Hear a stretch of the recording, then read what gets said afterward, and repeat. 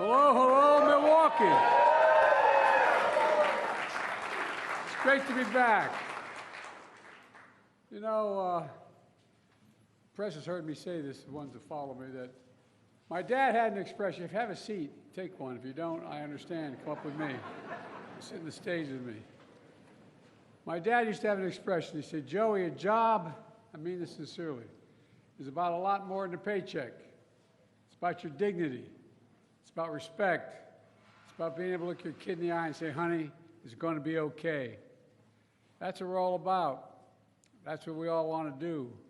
And Rashawn, thank you for that introduction, and thank you for doing what my dad always worried about, whether we'd be able to have those jobs with a little bit of dignity. And I want to thank my colleague, Governor Evers. Where you go? One of the best governors in the country. And she's sitting next to Congress. He's sitting next to Congresswoman Moore. Stand up, Congresswoman.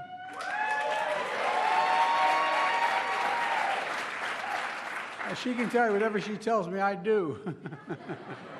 It's great to see you, kiddo. And also, I want Mayor Johnson, thanks for the passport into the city. I appreciate it very much. And County Executive Crowley is here. And I want to thank Senator, a good friend of mine, Tammy Baldwin, who couldn't be here today.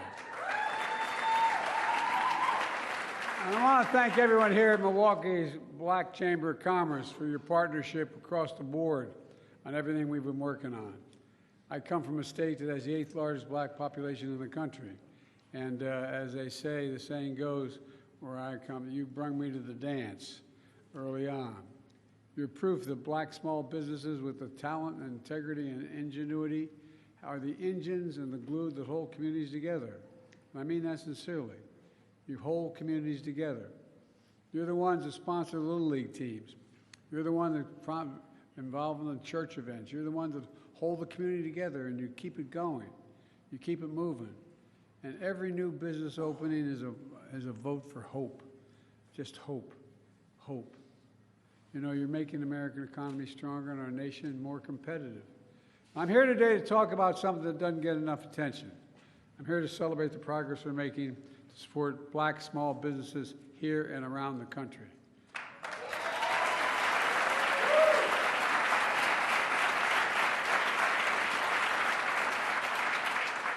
When black small businesses grow, everything benefits.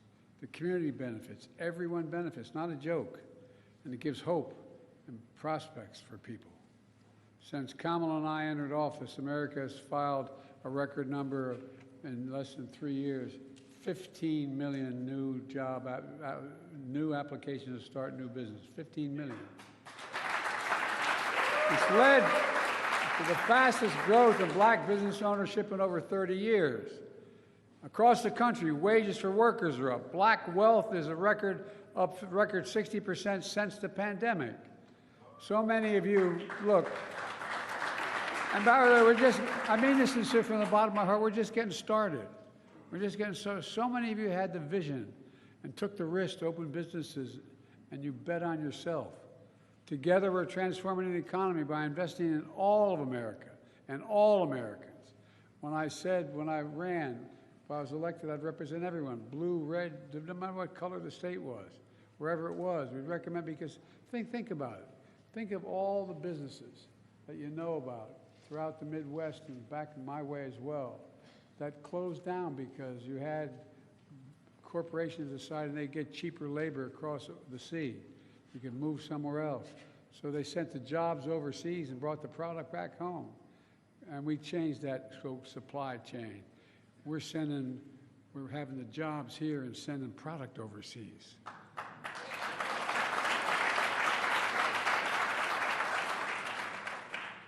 And from the time I got involved in public life, I've only been around a few years. Oh, bless me, Father. Anyway. We're doing it by building an economy from the middle out and the bottom up, not the top down. Not a whole lot trickled down on my dad's kitchen table when the top-down economy. But when when you increase the middle class, the poor have a shot and the wealthy still do very well.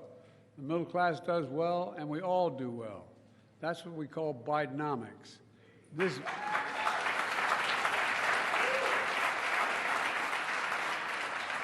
by the way, so far, we've created 14 million new jobs, more jobs in 3 years than any president's created in 4 years in history. This is a fundamental break from trickle-down economics. Economics that supercharged was supercharged by my predecessor, the guy who thinks we're polluting the blood of Americans these days. He cut taxes for the wealthy and big corporations, shipped good-paying jobs overseas, shrank public investment in infrastructure and education. We used to have the #1 infrastructure in the world. Now we're number 16 or 17. We're changing that. We hollowed out communities, leaving too many Americans behind.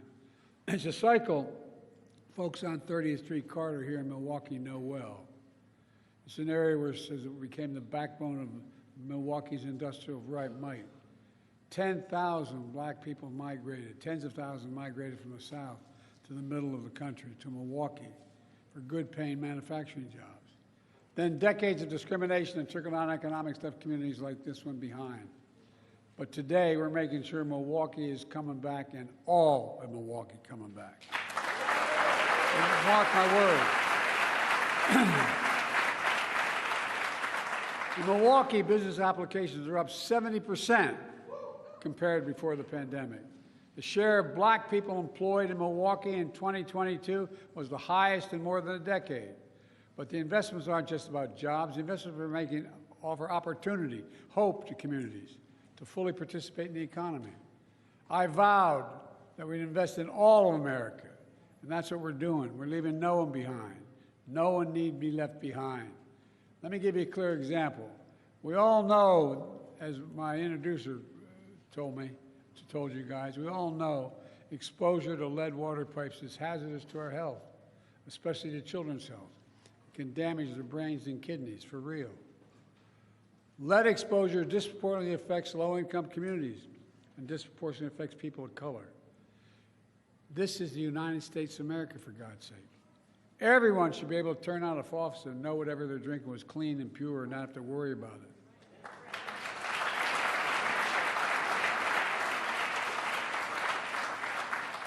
Through the historic bipartisan infrastructure law, my administration is investing $15 billion to replace every lead pipe in every community in this country. And our goal is to do that.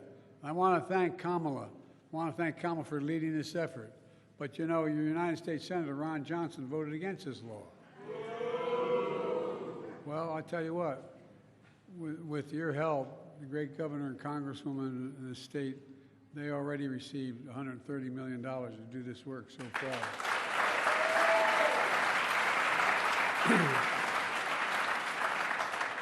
Before I came to Milwaukee, Milwaukee was slated to take over 60 years to replace the lead pipes.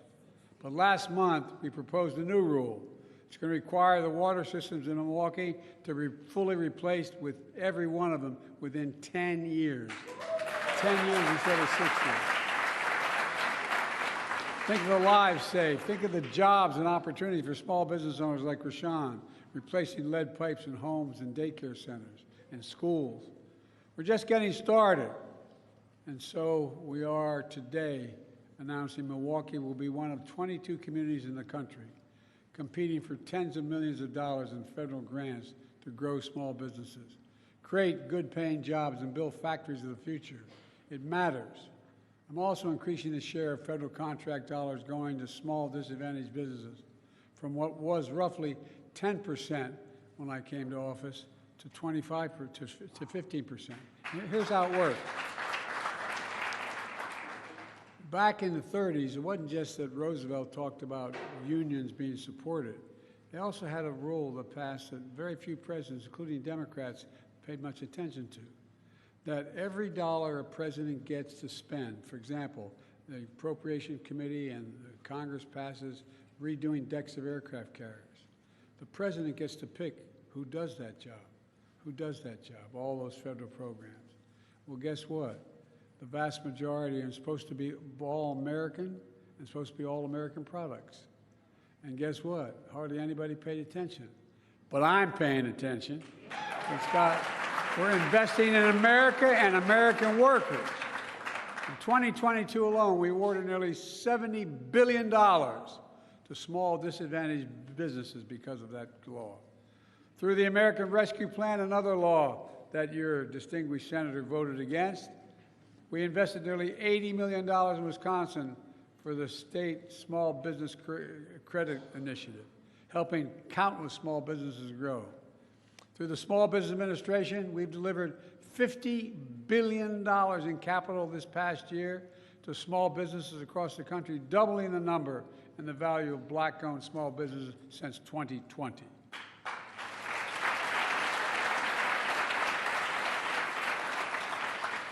I know that's a lot, and I'm talking to the Black Chamber of Commerce for thanking them for helping small business owners learn how to benefit from these transformative investments. I used to have a friend named Pete McLaughlin, who was a great ball player at Providence College. And he used to say, you got to know how to know. You got to know how to know. And that's why I want to thank the Chamber here for teaching people how to know what's available to them. All this groundbreaking work is producing groundbreaking results.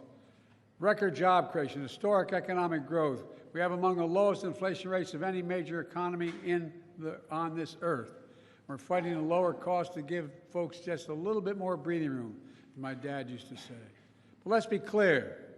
Republicans are against so many critical actions that help working and middle-class people, especially Black Americans. Just remember how the pandemic hit Black businesses especially hard. How my predecessor, on his watch, women and minority-owned small businesses found themselves last in line to access emergency relief through programs like the Paycheck Protection Program.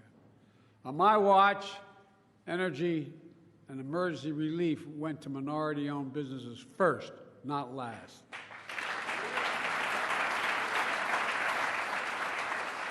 We also, when I came to office, we cut Black child poverty in half because of the child tax credit. As I tried to extend it, every single Republican in Congress voted against continuing the program. But I'm not giving up till we get it back. And by the way, all the data shows it saves the economy money.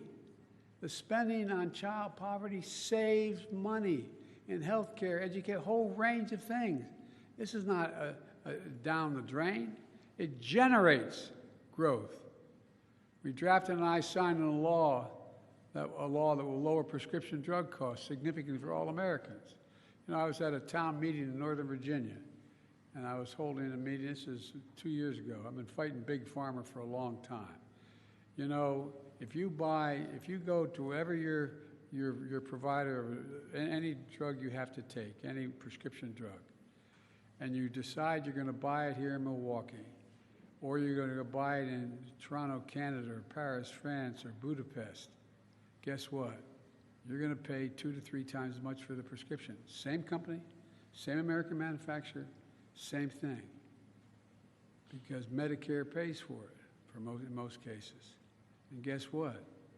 We're not just if you're at the VA and you get the prescription drug, they negotiate the price with the pharmaceutical company. Well, they passed laws earlier, way on. I've been fighting it for over 35 years to say you can't negotiate. Medicare can't negotiate for drug prices and by the way, that's how they make enormous amounts of money. And by the way, every one of my Republican colleagues voted against this one. And now they're trying to cut Medicare, trying to cut Medicaid, and Social Security. Your own Senator Johnson calls Social Security a, quote, Ponzi scheme. Are you kidding me? You know, from the time you get your first paycheck, you pay into Social Security your whole life. These are the same Republicans who enacted tax cuts to overwhelmingly benefit the wealthy to the tune of $2 trillion additional deficit. There's also something else that's happening. There's some in this country who are waging a full-on attack of Black economic opportunity. They're denying economic opportunity when it comes to higher education, starting a business, keeping businesses open. That's how you generate economic opportunity. You educate people. And folks, by the way, I went to the Supreme Court to eliminate student debt that was out there. And guess what? The Supreme Court ruled against it, but I still got 136 million people's debt relieved.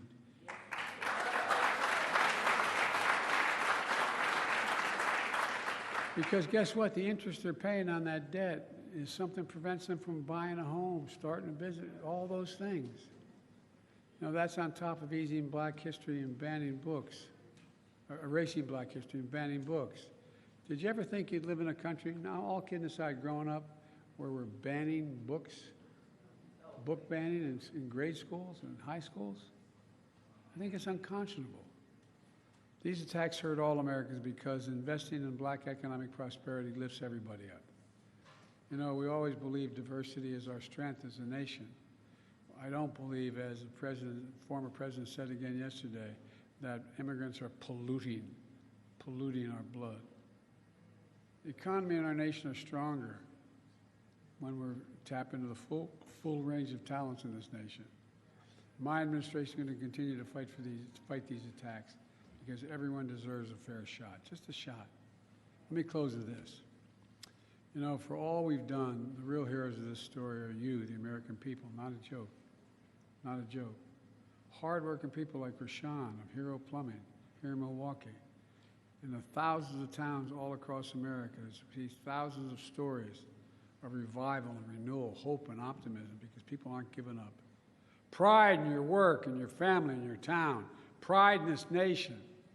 That's what I see no matter where I go in this country. That's why, I mean this from the bottom of my heart, I've never been more optimistic about America's prospects, America's future, than I am today. You just have to remember who we are. We are the United States of America. And there is nothing beyond our capacity if we work together. If we work together. And by the way, as I said, we're the only country in the world that out of every crisis, we've come out stronger than we went in. Remember who we are. God bless you all, and may God protect our troops. Thank you. Thank you.